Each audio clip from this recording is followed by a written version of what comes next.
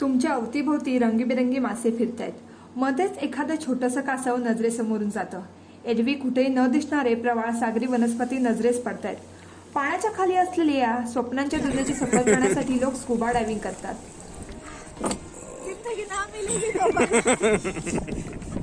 बहुत ही बढ़िया एक्सपीरियंस था. बहुत सारी मच्छियाँ देखने मिली है. दो दिन पकड़ रहा था लेकिन हाथ में डॉल्फिन दिखा क्या? डॉल्फिन डॉल्फिन नहीं देखा. Fish shark.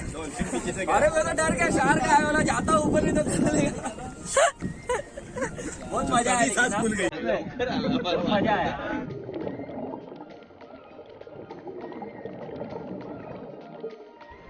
कसं वाटलं? सुरुवातीला पाण्यात उतरले तेव्हा खूप घाबरले होते. एकदा वरती पण आले पण नंतर खूप छान वाटतं. आता भीती नाही वाटत आहे. वरती आल्यावर पाण्यात होते तेव्हा खूप भीती वाटत होती. नमस्कार, उदरभरण नोहेमध्ये आज आम्ही आलोय मालवणला. किल्ला फिरायच्या अगोदरच आम्ही स्कुबा डायव्हिंगचं तिकीट काढून घेतलं होतं. आता ऑफ सीझन असल्यामुळे आम्हाला खूप कमी दराचे तिकीट मिळाले. त्यांच्या सेंटरचं नाव कोरल्स वर्ल्ड असं आहे. कधी जर सिंधुदुर्ग किल्ल्यावर गेलात तर तुम्ही नाव लक्षात ठेवा, कोरल्स वर्ल्ड. खूप चीप प्राईसमध्ये तुम्हाला स्कुबा डायव्हिंग आणि इतर वॉटर स्पोर्ट्स मिळतील. आम्ही बाकीचे वॉटर स्पोर्ट्स पण घेतले होते पण त्याचा मी व्हिडिओ बनवला नाही आहे सध्या. आणि त्याचबरोबर त्यांनी आम्हाला हे टॅग दिले होते. आता आमचा किल्ला फिरून झाला आहे. ह्या धक्क्यावरून आम्हाला बोट न्यायला येणार आहे. तर चला जाऊया स्कुबा डायव्हिंग करायला.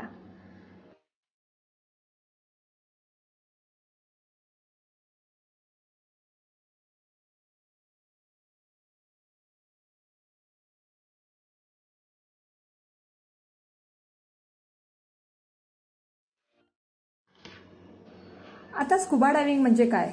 तर स्कुबा डायव्हिंग ही पाण्यात जास्त वेळ नियंत्रित पोहण्याची एक पद्धत आहे.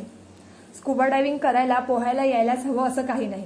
इथे पोहायचं नसून बुडायचं असतं. समुद्राच्या तळाशी जायचं असतं. आणि घाबरायची तर अजिबातच गरज नसते, कारण आपल्याबरोबर पूर्ण वेळ एक ट्रेन कोच असतो. आपण यामध्ये काही उपकरणे वापरून पाण्याखाली श्वास घेतो. त्याला डाईव्ह गिअर किंवा डायव्हिंग उपकरणे असे म्हणतात. एक सफर है सुहाना, यहाँ कल क्या हो किसने जाना.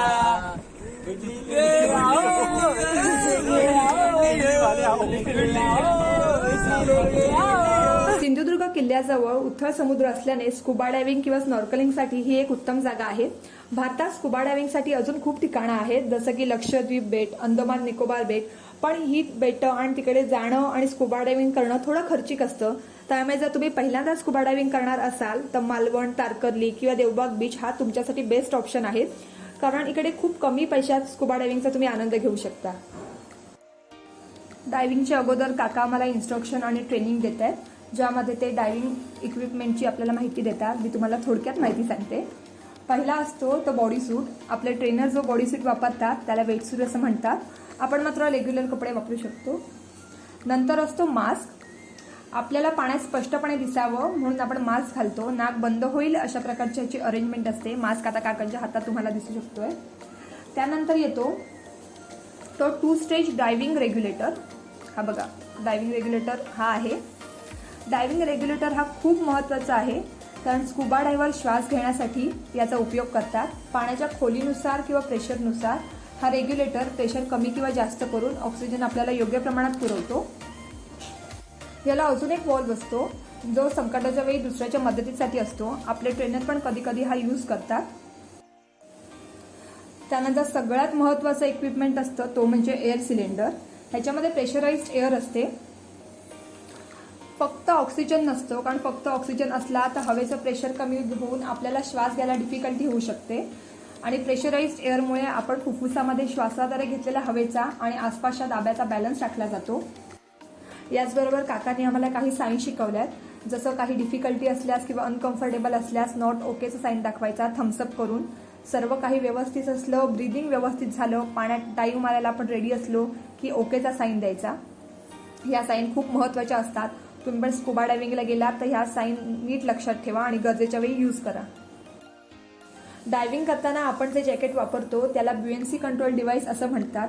आपली तरंगायची शक्ती कमी किंवा जास्त करण्यासाठी हे जॅकेट वापरतात. यामध्ये हवा भरता आणि काढता येते. यातली हवा काढली की आपण पाण्यात पाहिजे तेवढ्या खोलीपर्यंत जाऊ शकतो. या सर्व इक्विपमेंटचं वजन जमिनीवर बरंच असतं, पण पाण्याखाली ते जाणवत पण नाही. बोटीवर एक चेंजिंग रूम पण आहे. अश्विन आता चेंज करायला गेला आहे. अश्विनला यापूर्वी स्कुबा डायव्हिंगचा अनुभव असल्यामुळे पहिला नंबर त्याचाच लागला आहे. All the best. अश्विनच्या कमरेला काकाने आता वेट बेल्ट बांधला आहे. वेट बेल्ट म्हणजे काय, तर स्कुबा डायव्हिंग करताना आपल्या शरीरामध्ये किंवा सिलेंडर डायव्हिंगच्या कपड्यामुळे आपले शरीर पाण्यावर तरंगायचा प्रयत्न करते. त्यामुळे आपल्याला ॲडिशनल वजनाचा पट्टा वापरावा लागतो, जेणेकरून आपलं शरीर पाण्यात खोलवर प्रयत्नांशिवाय जाऊ शकतं. स्कुबा डायव्हिंगमध्ये ब्रिदिंग टेक्निक खूप महत्त्वाची असते. आपल्याला तोंडाने श्वास घेऊन तोंडानेच सोडायचा असतो. रेग्युलेटर तोंडामध्ये ठेवल्यावर आपल्याला अजिबात ओठ हलवायचे नसतात, नाहीतर तोंडात पाणी जाऊ शकतं. श्वास घेताना आणि सोडताना रेग्युलेटरमध्येच हवा सोडायची असते. आपण ज्याप्रमाणे स्ट्रॉने कोल्ड्रिंक पितो त्याप्रमाणे आपल्याला श्वास घ्यायचा असतो. ब्रिदिंग आपल्याला एकदा व्यवस्थित जमलं की आपण ओके साईन दाखवायचा, म्हणजे ट्रेनर जॅकेटमधली हवा काढून आपल्याला पाण्याखाली नेतात.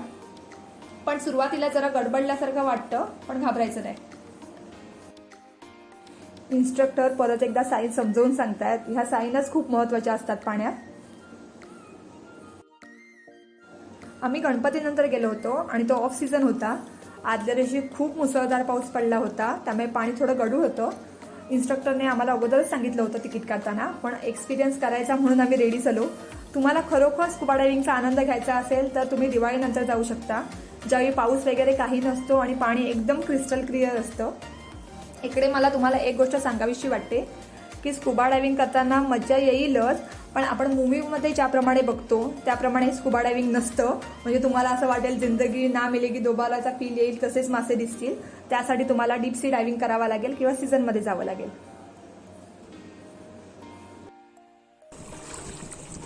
अश्विन जेव्हा पाण्यात उतरला तेव्हा मला खरंच खूप भीती वाटत होती. आता तो दिसेनासा झालाय आणि पुढचा नंबर लागलाय अमृतचा. खरं तर स्कुबा डायव्हिंग हा असा एक अनुभव आहे जो आयुष्यात प्रत्येकाने एकदा तरी घ्यायला हवा. अनेक जण उत्सुक असतात, पण तेवढेच घाबरतात. सगळ्यात पहिली भीती असते ती पाण्याची, समुद्राच्या खोलीची. स्कुबा डायव्हिंगसाठी कमीत कमी 15 ते 20 फूट खोल पाण्यात जावे लागते. पण घाबरायची अजिबात गरज नसते, कारण आपल्याबरोबर ट्रेनर असतात जे नेहमी आपल्याबरोबर असतात. तुम्हाला काही अनकम्फर्टेबल वाटलं तर तुम्ही त्यांना साईन दाखवायची, ते आपल्याला पाण्याच्या सरफेसवर घेऊन जातात. थोडं आपण रिलॅक्स झालो की आपण परत पाण्याखाली येतो आणि मग तुम्ही पाण्याच्या खालच्या दुनियेचा आनंद घेऊ शकता.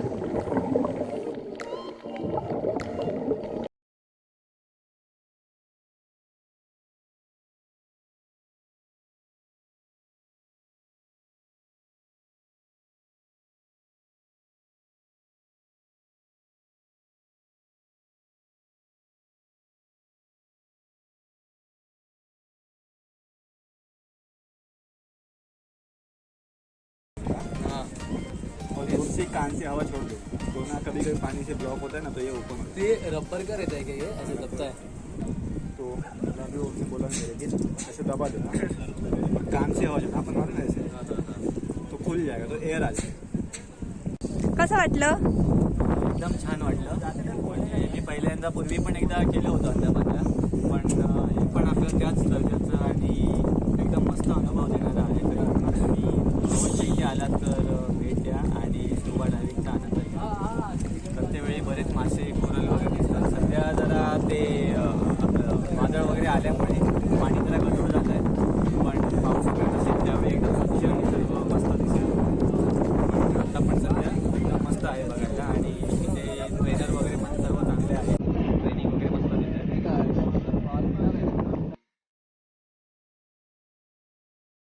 भी हूँ मैं नीचे जाकर हम किसी की क्लास लेके ही आना. मछली मछली को बताना.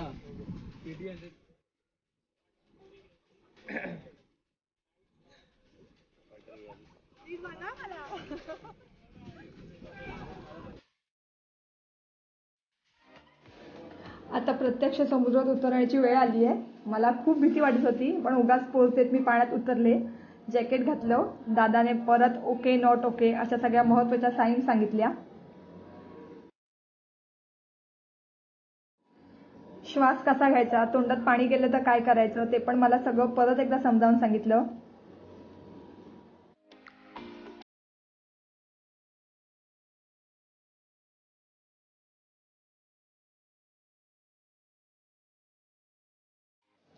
जॅकेटमधली हवा करून पाण्यात गेले. डोकं पहिल्यांदा पाण्यात घातलं आणि मला श्वासच घेता येईना. तोंडात रेग्युलेटर होता, पण आजूबाजूला पाणी असल्यामुळे माझा मेंदू तोंडाने हवा खेचायची परमिशन देत नव्हता. त्यामुळे मी नॉट ओके सायन दाखवून पटकन वरती आले. दादाने परत एकदा मला समजावलं. थोडं रिलॅक्स झाल्यावर परत एकदा खाली गेलो. यावेळी सर्व आत्मविश्वास गोळा करून मी तळ गाठला. आता मी थोडीफार सावरले होते आणि पाण्यात श्वास कसा घ्यायचा त्याचा नेमका अंदाज आला होता.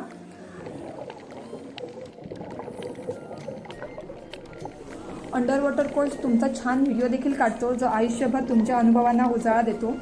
मी जेव्हा पाण्याखाली गेले तेव्हा खरंच खूप सुंदर वाटलं. असं वाटलं की उगाच घाबरत होते. ते पोहणारे मासे, प्रवाळ सगळंच खूप छान वाटलं. इंडियाज नेक्स्ट टॉप मॉडेल बघून गेले होते, त्यामुळे थोड्याफार तशा पोज द्यायचा मी प्रयत्न केला.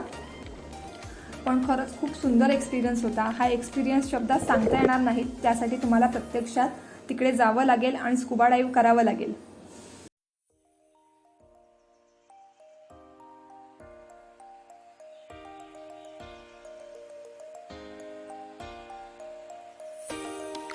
खूप मस्त एक्सपिरियन्स होता. माझा दुसरा टाइम आहे, पण एक नंबर एक्सपिरियन्स होता.